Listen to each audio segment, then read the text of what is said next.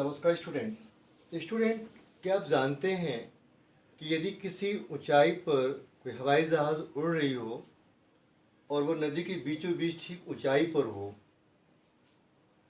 दोनों साइड में नदी हो, एक तरफ देखा जाए और दूसरी तरफ देखा जाए तो एक एंगल जो बनता है, आप यहाँ से मान के चले कि ये एंगल यहाँ बना तो ये हो गया 45 डिग्री। जब वो जहाज में बैठा हुआ इंसान यहाँ से इस पॉइंट को बी पॉइंट को देखता है तो उसके आई से जो इस पॉइंट का एंगल ऑफ डिप्रेशन बनता है वो 45 डिग्री का है। तो यहाँ पर angle of depression is equal to angle of elevation होता है, अल्टरनेट एंगल होता है, ठीक है ना। इसी तरह से जब इस पॉइंट से वो यहाँ देखता है इधर को तो यहाँ पर 60 डिग्री, यहाँ पर एंगल ऑफ डिप्रेशन हो गया और एंगल ऑफ एलिवेशन। ऊपर से नीचे देखोगे तो एंगल ऑफ डिप्रेशन होगा और नीचे से ऊपर देखेंगे तो एंगल ऑफ एलिवेशन होगा। तो क्या आप बता सकते हो कि उस रिवर की विड्थ क्या होगी? रिवर को ले लो, कैनल भी ले सकते हो, उस कैनाल की विड्थ क्या होगी? या कोई ऐसा रोड हो, कोई ऐसा एरिया हो, उस एरिया की विड्थ क्या होगी?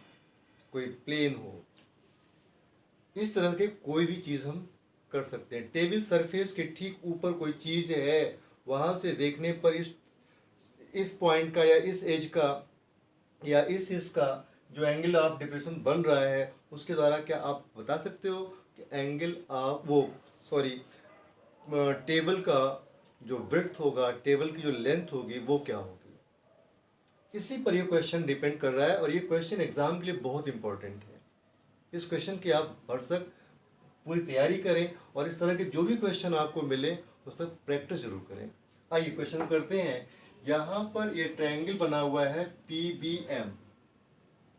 इन ट्रायंगल PBM बहुत ध्यान से देखिएगा, यहाँ पर जो एंगल है वो PBM, तो angle PBM is equal to theta और थीटा की जो वैल्यू है वो 45 हो गई। दैट वाई BM इसको लेट कर लीजिए, BM is equal to x, आपने कर लिया। देन आपके पास यहाँ पर जाएगा टेन थीटा। टेन थीटा क्यों हो जाएगा? क्योंकि यहाँ पर पेंडिकुलर हो गया, ये बेस हो गया, ये 90 डिग्री का, इसके सामने यहाँ हाइपोटेनियस होगा। तो यहाँ पर आपके पास जाएगा PM अपान BM, ठीक। थीटा इज इक्वल टू कितना है? 45 डिग्री। आपने 45 लगा दिया यहाँ पे, 10 45। PM is 200 and BM is equal to x। चलो BM को x लिख लेते हैं, ठीक है ना। तो 10 45 डिग्री की वैल्यू 1 हो गई, यहाँ पे 200x और x इज इक्वल टू कितना हो गया?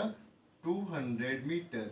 इसका मतलब हो जाएगा कि यहाँ से यहाँ तक की जो है लेंथ वो कितनी हो जाएगी? 200 मीटर की जाएगी। आइए next, in triangle PAM, in triangle PAM में जो थीटा है उसकी वैल्यू कितनी है? 60 डिग्री। देन PM कॉमन है दोनों के लिए, PM is equal to 200 meter, ठीक। तो आपको MA फाइंड करना है या AM लिख दीजिए, EM आपको फाइंड करना, तो कैसे फाइंड करेंगे? यहाँ पे लगा दीजिए tan 60 degree. tan 60 degree is equal to, यहाँ पर आपके पास आएगा PM अपान AM। PM जो है वो 200 है, AM यहाँ पर AM हो गया यहाँ पर, ये y मान के चलते हैं। तो AM को आप यहाँ पे लेट कर ले, let AM is equal to y centimeter. चलो जी हम यहाँ पर AM लिख देते हैं। अब यहाँ पर 200 और ये y हो गया, तो tan 60 डिग्री की जो वैल्यू होती है वो क्या होती है? tan 60 degree is equal to √3 होती है। √3 is equal to 200 upon y, then y is equal to 200 upon √3 meter. मतलब यहाँ से यहाँ तक की जो वैल्यू होगी y की वो कितनी आएगी? 200 अपॉन रूट 3। आपसे पूछा गया find the width of the river, then the width of the river is equal to कितना हो जाएगा, x प्लस वाई। x की वैल्यू कितनी है 200 और y कितनी है 200 अपॉन रूट 3। तो यहाँ पर ये हो जाएगा 200 रूट 3 प्लस 200 अपॉन रूट 3। तो यहाँ पे 200 क्या करो आप कॉमन ले लो।